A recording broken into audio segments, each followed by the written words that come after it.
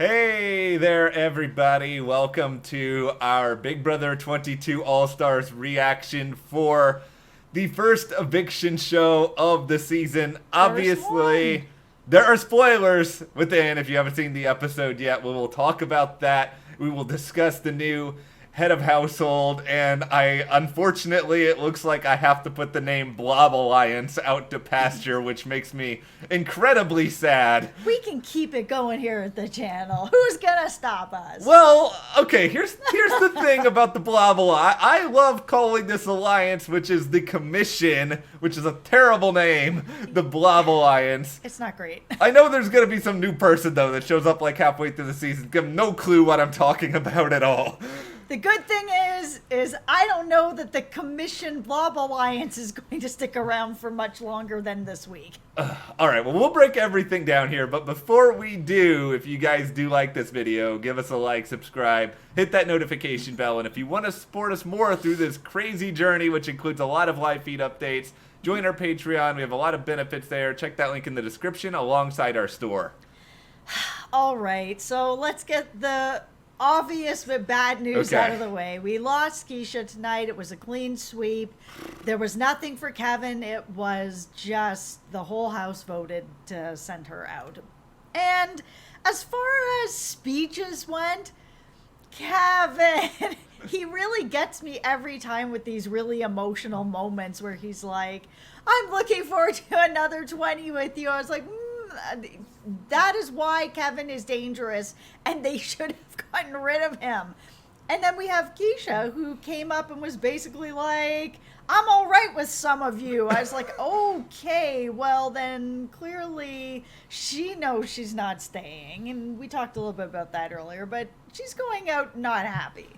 You know, here's the thing with this. This is a total... I don't know if the Mike Ehrmantraut rule of no half measures should apply to these speeches, because maybe Keisha was thinking that, okay, if there's a chance I get back into the house, I don't want to name names. But Keisha, if you're going to say you're not happy with some of them, give me the names. I want you to say what you said to Julie, throw Enzo under the bus, throw Cody under the bus, say why, create paranoia. That's what we're here for. Well, also, if it is that way, I mean, and she gets back in the house, those people aren't going to work with her anyway. So why not throw out there that you thought you had them, that you had enough conversations with them, that you actually feel betrayed? Because that would really not only shake things up, but then when she comes back, they then should be worried if she comes back.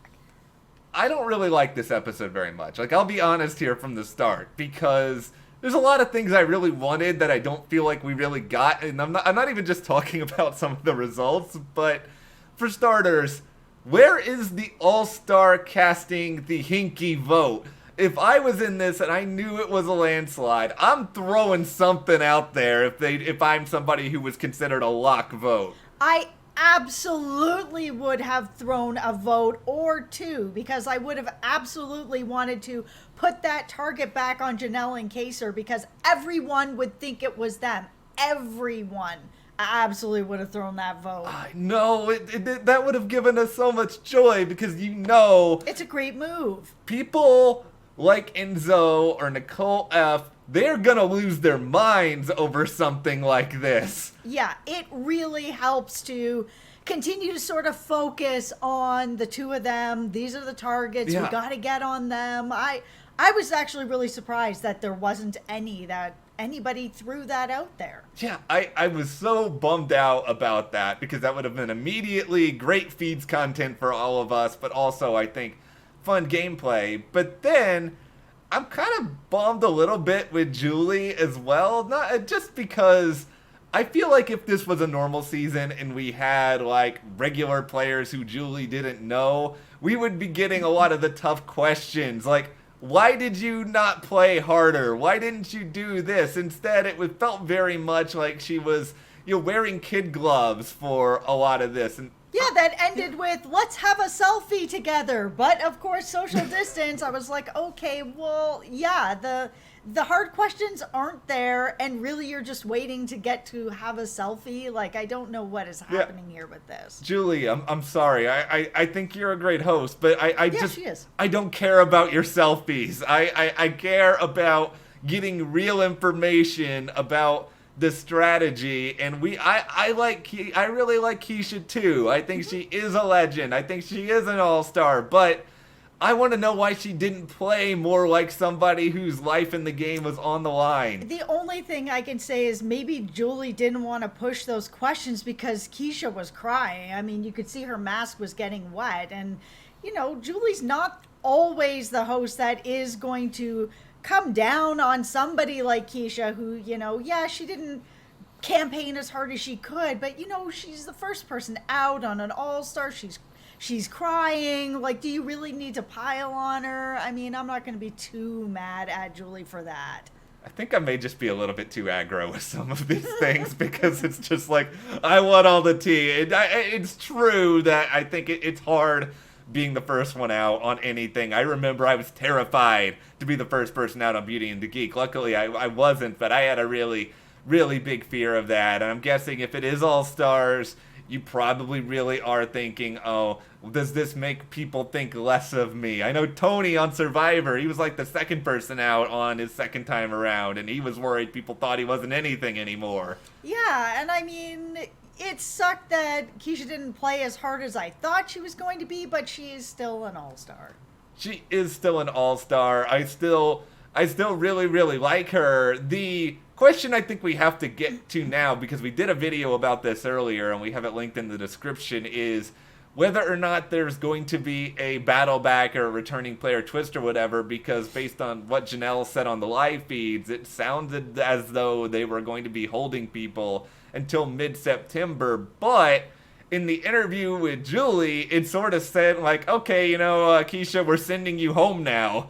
Yeah, but I mean, it still felt like it could have been vague enough that maybe home is like, back to sequester. I mean, it's possible that they just don't want to reveal it because maybe they aren't 100% that they're going to do a battle back. We said this sort of as a conspiracy theory, tinfoil hat theory, that depending on who the first people are that are out would depend on if they wanted to do a battle back. Because if it was people that, weren't like a Janelle type status, then maybe they'd be like, what, we could do a battle back, but maybe we could do another double, maybe we'll do this one instead or this one.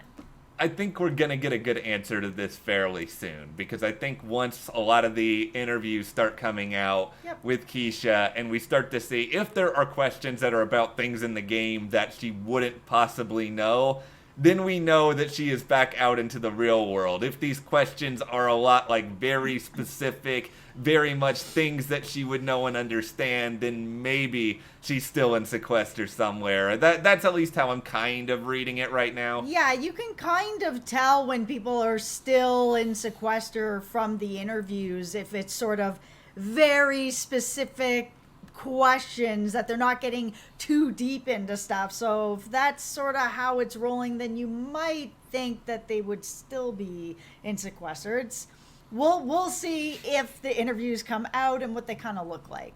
I am still Team Battleback. Let's make that very, very clear. I am also Team still Blob Alliance. By the way, I put a poll on Twitter about this, asking people what was the best name. The Commission, the Usual Suspects, which is, I think, the name that Memphis wanted to use before the copyright lawyers were like, no. And then Blob Alliance. Blob Alliance has the most votes. That's right. We're keeping it alive. If you are all Memphis, just pandering to me, I do not care. Thank you for the votes for Blob Alliance. Yep, I voted for Blob Alliance. Thank you. I'm not going to have many more. This is like the Blob Alliance curtain call, so I'm just relishing it. No, it'll still be back. We'll still come. I wish I could have like a blob costume I could wear at some point in these, but there's still time. We can make this. All right, so let us know in the comments. Do you want to see Matt dressed up as a giant blob? The funny thing is that I could wear literally anything and claim that it is a blob because no one actually can define what a blob looks like. Unless you play Minecraft like us and you go hunting for the slime blobs, then it will probably look like that. I can just get a box and paint it green then. That's right. Okay, well, let's... The HoH, this is the... I've seen BB Twitter's reaction already to this. They are not pleased with Memphis winning his first head of household ever.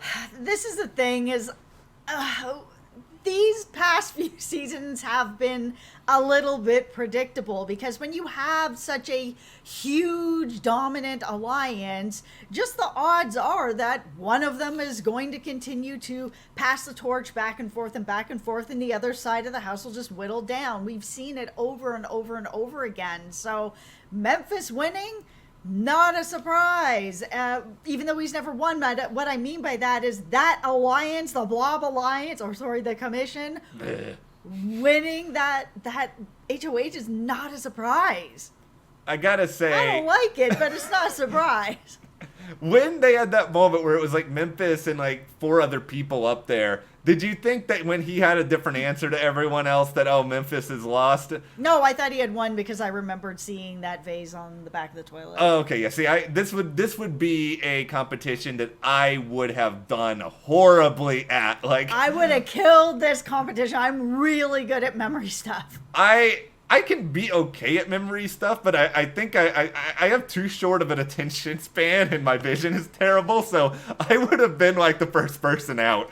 In World of Warcraft, for anybody out there who plays that, there is a game called the Shell game in that, which is just matching stuff, and I always get that almost perfect every time. I'm really good at that stuff. For those of you who have asked whether or not we'd play Big Brother, this is why I wouldn't play Big Brother, because I would suck in pretty much every competition. I'm not physically fit. My vision sucks. I don't have good memory. I have terrible balance. So if it's like... If I watched the finale for Killer Camp tonight. You're all welcome. There was a moment where they had a hot dog eating contest. I would do well at that. Oh, you would do really well at that. If there's ever a hot dog eating HoH competition, I got that. But okay, what did you think about the return of alien actor guy? It was great. Yeah, he got his season credit. I didn't know how he was going to be able to appear this time. Yeah, I was hoping he was going to come back. I just didn't know if he was going to be able to, because normally he comes in the house and irritates everybody. But yeah, no, this was cool. It was a nice surprise. This was about as fun, I think, as a competition like this you're gonna have. It's not the most exciting in the world. This episode wasn't the most exciting in the world. It felt like we got to the vote really, really fast. Yeah, we did get to the vote really, really fast. Okay, well, let's contemplate here, because I know there are a lot of Janelle fans who are probably terrified. There's probably some Kaser fans as well, but what is Memphis going to do? Yeah, I mean, I admit I am a little bit worried about them. The thing about Memphis and this huge blob alliance is that he has so many people that he has sucked up into this ball that there aren't that many people left that aren't really part of it. Because even with Kevin, who's not really part of that alliance, he has, given himself to them for at least a week of, hey, you did me a solid, I'll do you guys a solid. So I just don't see Kevin being a choice. So it's Kaser, Janelle, Nicole A, or Ian. Like, there really isn't anybody else left. Like, there's a lot of process of elimination here, right? Because he's got his alliance, so Cody, Enzo, Christmas, Nicole F, Danny, they're going to be completely and totally safe. Cody, we already know and they showed it tonight, they had the thing with Davon and Bailey. Yep. He might be able to try to protect them to some degree. You mentioned it about Kevin. I wouldn't think he would put up Kevin right away. Yeah, and I know we're not really talking a lot about David, but he's just not on anybody's radar. I don't know if people just aren't taking him seriously, or he's made just enough inroads that people aren't worried about him. For whatever reason, he's able to just lay back and nobody's bothering with him. Here's the good news and bad news, at least based on previous live feed interactions that may very well change.